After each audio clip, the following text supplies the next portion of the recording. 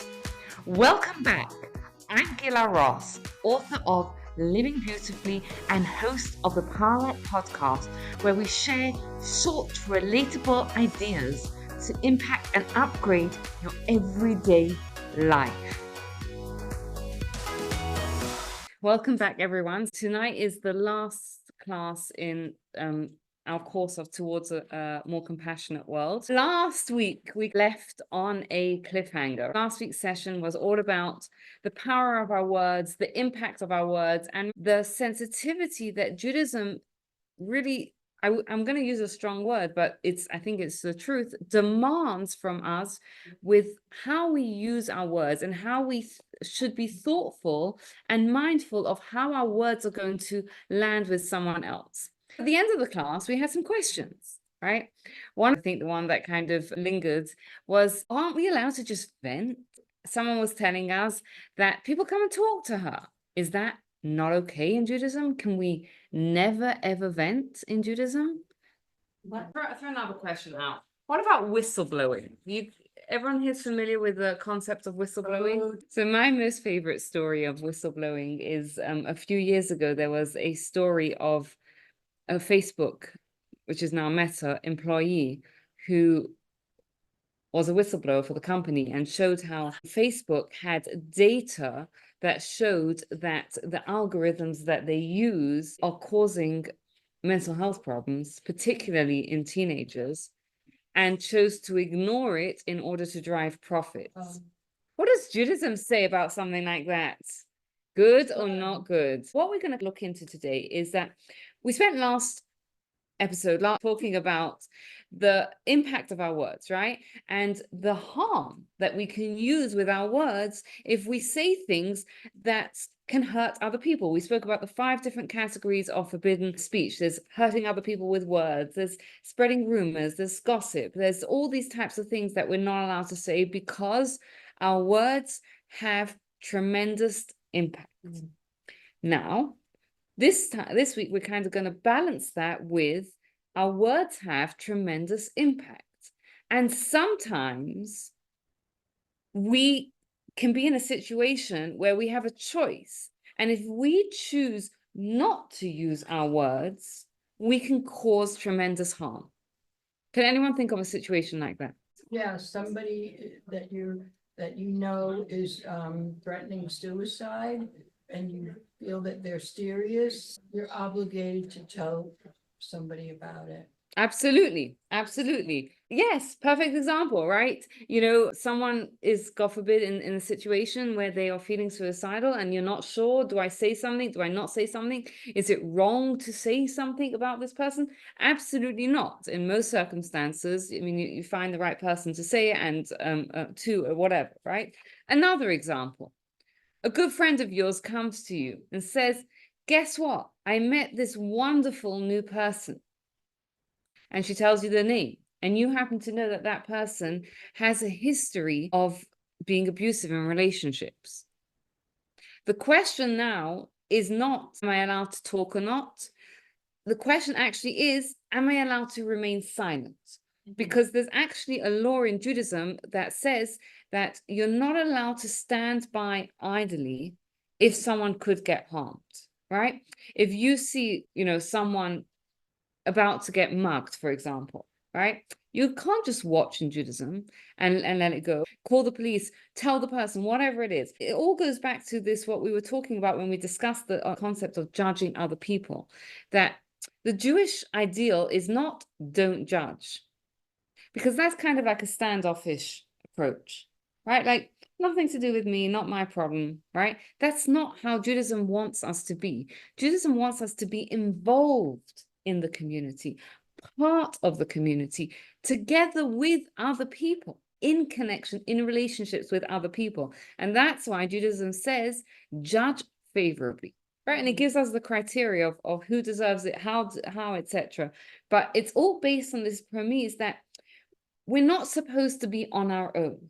This is my life, that's your life, because there's a bit of a standoffish attitude there, which is not conducive to caring and loving and building community that Judaism wants us to. So when we are using our words, we have a balance. that you're not allowed to cause harm with your words. And on the other side, if I can prevent harm from happening, I'm not allowed to stay silent. I'll give you another example. Someone you know wants to go into partnership with someone else for a business. And you know that the person has a terrible sense of business, right? Terrible with money. Can you say something? Well, I think it depends on how well you know that information. Like, did somebody else tell you?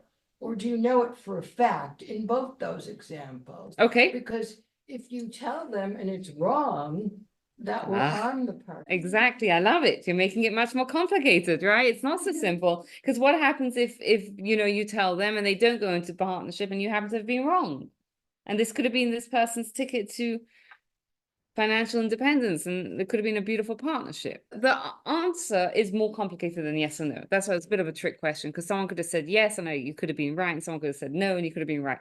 Because there's a concept called Lashon hara, talking bad about other people, LeToi'eles, which means for a constructive purpose, which means that something that under ordinary circumstances would be considered Lashon hara, talking bad about another person, and would be forbidden. If these 7 conditions are fulfilled, then you're allowed to say it, okay? Let's start with a scenario. You see a teenage boy passed his driver's test license. He got his license maybe a month ago or something. You see him driving around the neighborhood. He runs a stop sign. Are you allowed to tell his parents? Yeah, because he could kill somebody the next time. Okay, that's a good reason to say it. Anyone would say. So we have some yeses, we have some nos. What we're going to do is we're going to apply the 7 condition test to it, okay? And see under what circumstances you maybe should. Because again, it could potentially be a serious issue, right? Especially if you see the teenager just like driving straight through a stop sign, like that is dangerous, right? So the number 1 is you must have either witnessed it, or if you heard about it from someone else, you are able to verify its truthfulness. So that means if you heard that this guy has a reputation of being abusive, under most circumstances, that's not good enough, unless you can actually verify whether it's true or not, right? You can call the person who they were in relationship with, or you can call the sister of the person, right? There has to be a weightiness to this. You have to have either seen it yourself or can verify its truthfulness. So in this case with the teenage kid, we saw it ourselves. Right. We were all there watching it. The second thing, okay, and this is a good one as well, is you have to have calmly thought over if something wrong was actually done. Right? So whether there was a theft, there was a damage, or there was something else that was done wrong. For example, if I'm running a carpool for driving the kids to school, and I get mad at one of the other parents for not switching days with me. Did the other parent actually do anything wrong? No. No, right? So I need to calm down. And I need to actually ask the question, was anything wrong done here? Because just because I didn't like what happened doesn't mean that something wrong was done. In the case of the teenager, was anything wrong done by running the stop sign? Yes. Absolutely yes, right? So they fulfilled this condition. Third one gets a little bit trickier. You must first attempt to approach the person who did the thing wrong and try and resolve it with them. Right? So let's just say you lend someone $500 and they don't pay you back. Are you allowed to go and tell other people about it? No. Condition number 1, it happened to me. I know they didn't pay me back, right? Condition number 2, I know it's wrong not to pay back. Condition number 3 would say, first, I need to go to the other person and try and resolve it. I need to go to the other person and say, look, you got to pay me back. Take them to court, whatever it is. You have to first go and attempt to resolve it with the offender. So in this situation, you would, and we'll find out later why this is so important, you would have to try and say something to the teenager themselves, right? Like, and obviously we have to be sensitive and caring about it. And it was, like, I don't know if you noticed, but there was a stop sign there and you kind of ran it, right? You know, whatever it is, right? Again, you have to do it in a way that's sensitive and caring. We have to attempt to resolve it with the person who did it wrong. It is complicated and we have to use our common sense. We have to do it in a sensitive way. But I think at that point, if they're old enough to be maneuvering a vehicle around, they should be old enough to take the consequences of their actions. And if they're driving in a way that is potentially harmful, then having a conversation with someone else who sees that in a kind way is actually, I think, a good learning opportunity for them. Right. And again, we have to be with our common sense, right? And we're going to get to it in one of the further conditions, right? We have to be with your common sense. If you're going to go knock on the parents' door and the parents are going to say, like, why do you want my kid? And you're like, oh, it's nothing or whatever. And you're just going to create more thing like that, then back off, right? You know, whatever. Like, we have to use our common sense. But the principle generally under these circumstances is first, you have to try and resolve it with a person. And again, what's the idea that it's showing us is that when you hear this condition, what does it drive us to do? To resolve the relationship. Resolve the relationship, nip the problem in the bud, right? Like instead of making, someone doesn't pay you back, and instead of like putting up signs all around town saying this person is a scammer or whatever else, right? Give the person opportunity. Maybe the person is like, oh my gosh, I feel absolutely terrible. I didn't know how to handle the situation. I just need an extra 3 weeks, right? And maybe if you gave them an extra 3 weeks, or they say, I need a payment plan. Can I pay you 100 this week and 100 for the next 4 weeks? And maybe that's a way you can resolve it. But the idea is communicate with each other in a way that can hopefully resolve the situation, because we're not looking to just badmouth someone across town. We're looking to do things that will improve people and relationships. Is going to marry a non-Jew to try to break up a relationship. So that comes under a whole different category of Jewish law, right? Which Okay. is called hara, which means that in Jewish law, there is a law that if you see someone else doing something wrong, we have an obligation to rebuke them, right? The caveat for that is that you're only allowed to do it if you have the strength of the relationship where they can hear you do it. Because if you're going to rebuke them and you don't have that relationship and it's just going to get their back up, you've made things worse, right? So it's a very sensitive topic, but that's where it comes under that concept. And again, it's the same underlying principle, is that we're here to support and help each other, right? And real good relationships tell us what we need to hear, not just what we want to hear. But you need to have that relationship before you can start doing that to everyone. So that was a good question. Okay, let's go to number 4. Also not so easy. You're not allowed to exaggerate what happened. You work for a company. You could say like you blasted through the stop sign, but really you like rolled through it. Yeah. And also when we're emotionally involved, it often comes like, you work for someone who's very tight, right? And you're like, oh my gosh, I worked for the tightest, stingiest person ever in the whole world, right? Like, like he literally counted how many paper clips we all use. Maybe it's a bit tight, right? Like, but when we're emotionally involved in the situation, it's easy to exaggerate. And some of us have more of a problem with this than other people, right? But the idea again here is facts, right? Stick to the facts, verify the facts, stick to the facts. You're not allowed to exaggerate. And again, it's give you a situation, it's so easy in that sort of situation. You see someone driving recklessly or running a stop line to get out and be like, you're nuts. You're the like craziest driver ever, right? Like, what are you doing? Are you trying to kill someone? Like, we can sometimes, maybe it's just me, right, overreact to a situation, right? Especially when our emotions, right? And again, when I think when our emotions are involved, which they often are, we can sort of overreact, which is why we've got to take the time, calm down, verify the facts, try resolve it, make sure something wrong's done, and don't exaggerate. Gets harder.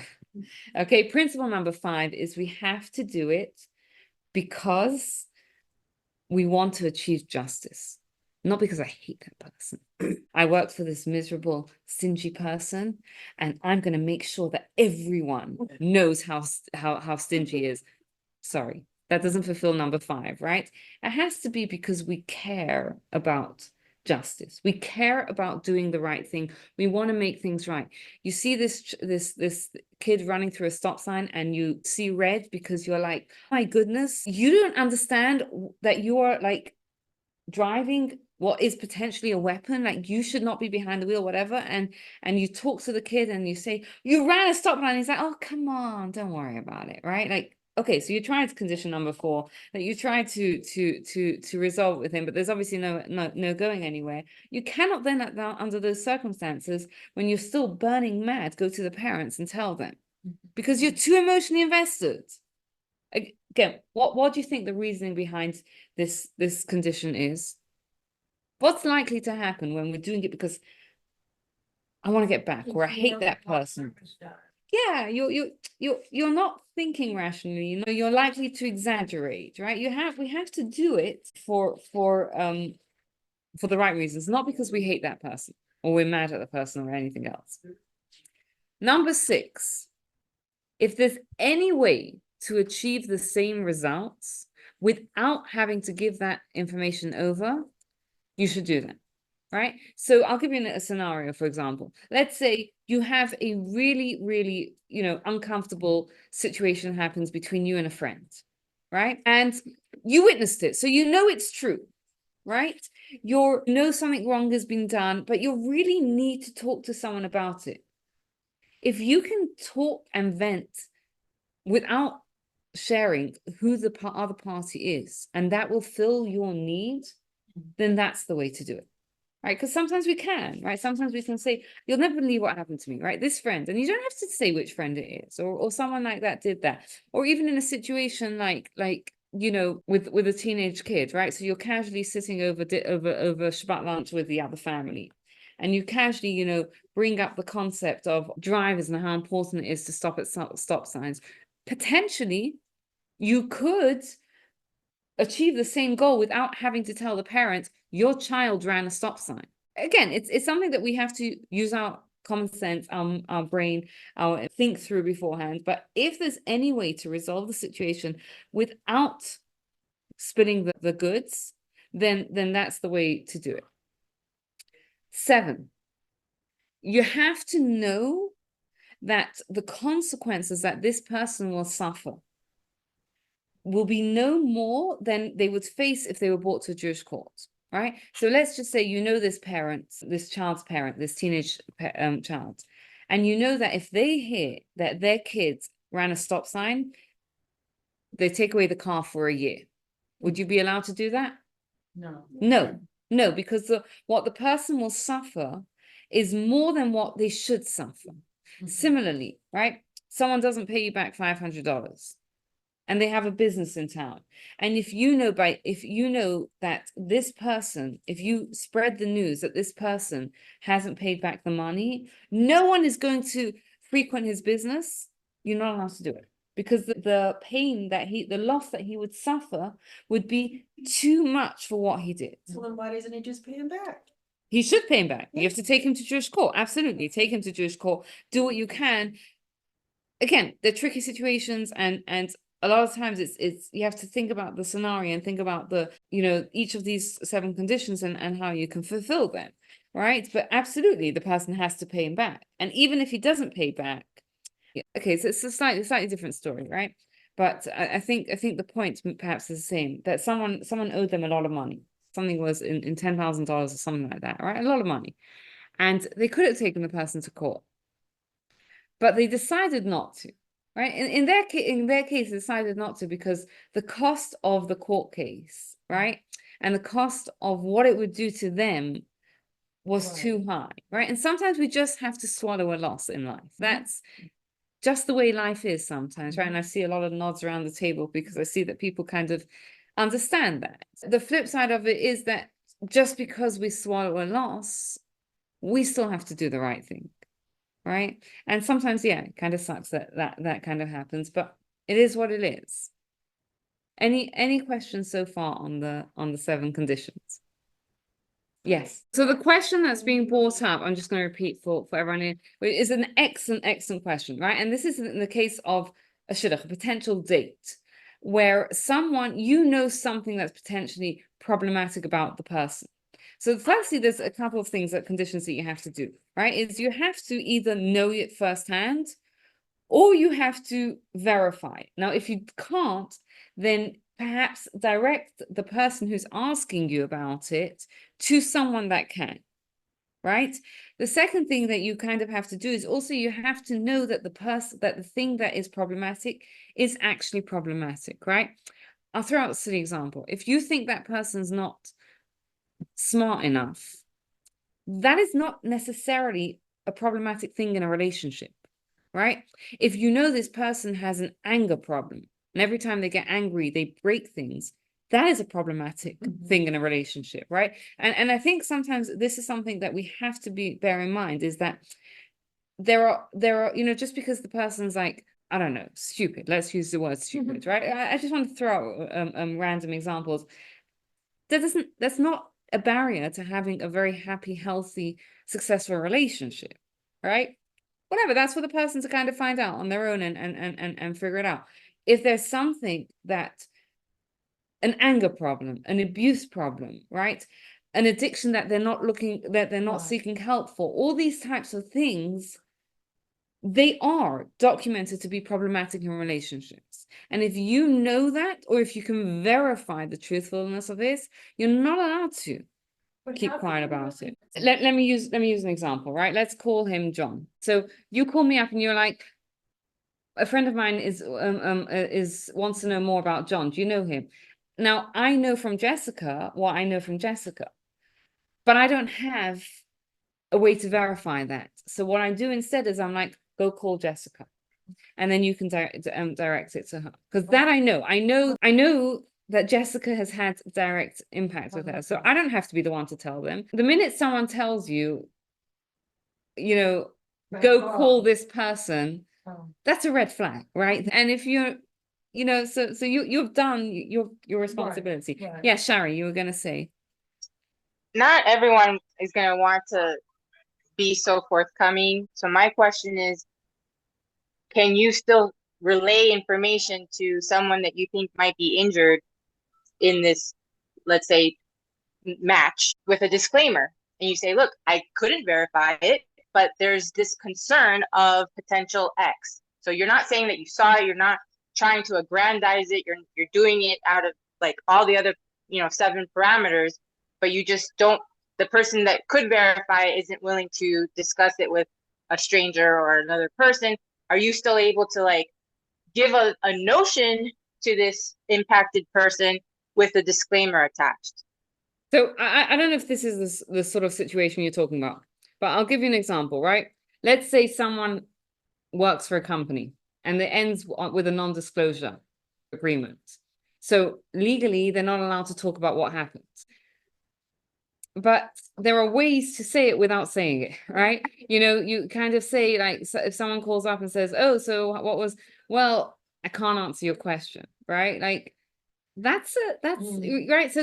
So there are ways to kind of say it. And if the person doesn't want to say, and you're saying, look, I know this person had a relationship with them which ended badly, and they don't want to talk about it, that is a truckload of information, right? That is a truckload of information, because when you have a healthy relationship that breaks up and the person is like, whatever person, there's a lot of you can say a lot of things without actually saying it.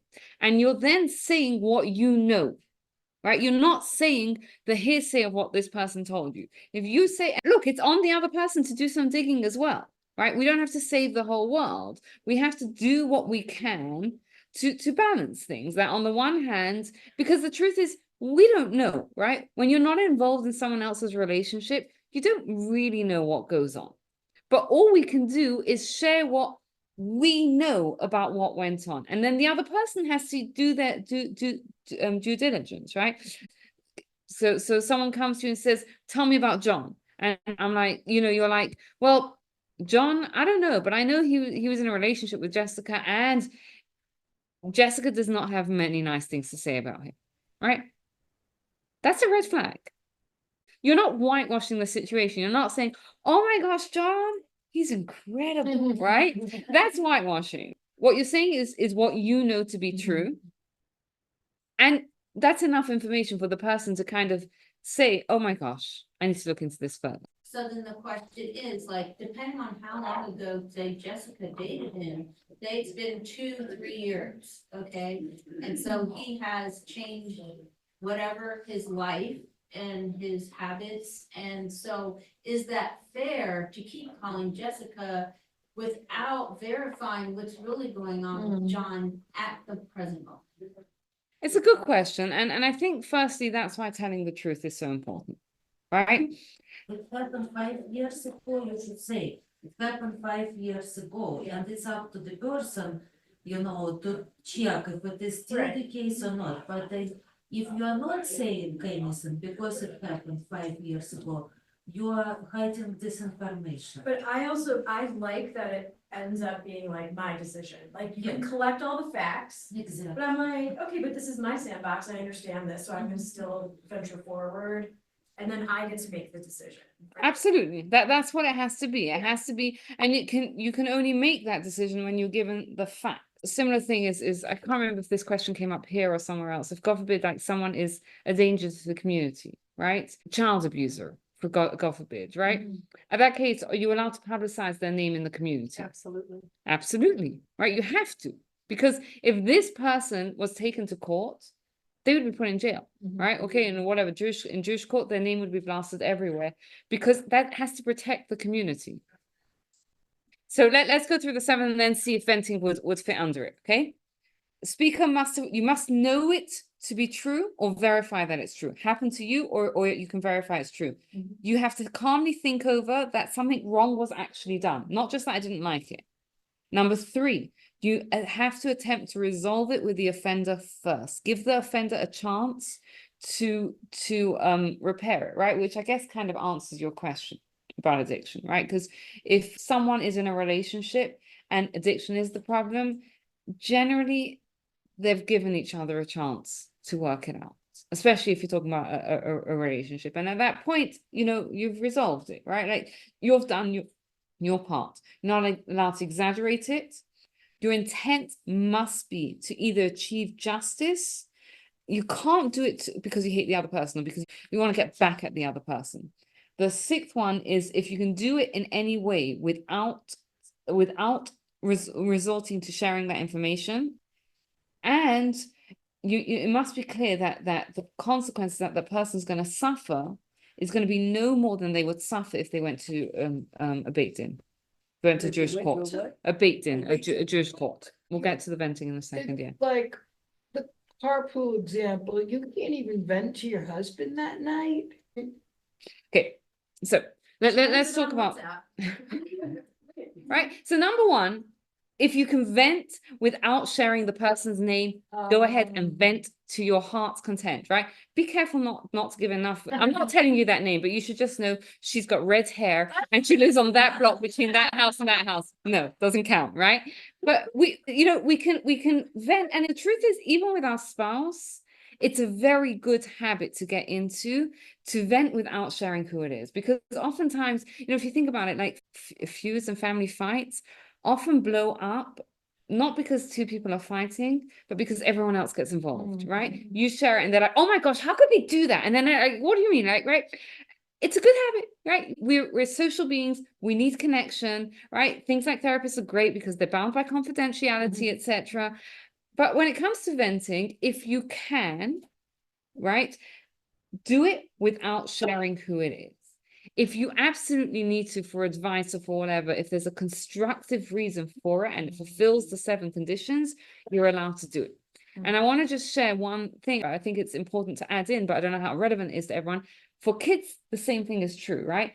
We can't, when we're raising children and we're teaching them about Lashon hara, it's very, very important that they also learn that they are allowed to tell things that are bothering them in their life. They have to reach out for help, right? Because it's that balance. We can't talk bad about other people, but sometimes we do vent and it fulfills the 7 conditions, right? It is for a constructive purpose. I need to work through this and I need someone else to work through this with me. And what's interesting to note is that you're supposed to say it.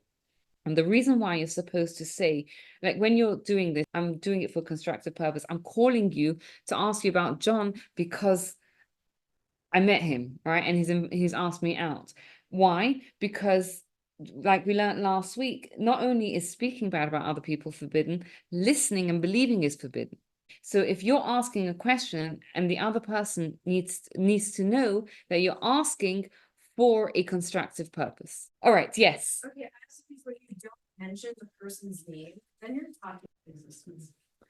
All right, thank you very much, everyone. Thank you so much for taking the time to listen. I'd love to hear your feedback, and if you enjoyed this episode, you'll love my book, Living Beautifully, How to Bring Meaning, Joy, and Love into Your Life, based on the timeless wisdom of Pirkei Avot. And please take a moment to rate, review, and subscribe to the podcast so you don't miss out. Have a wonderful day.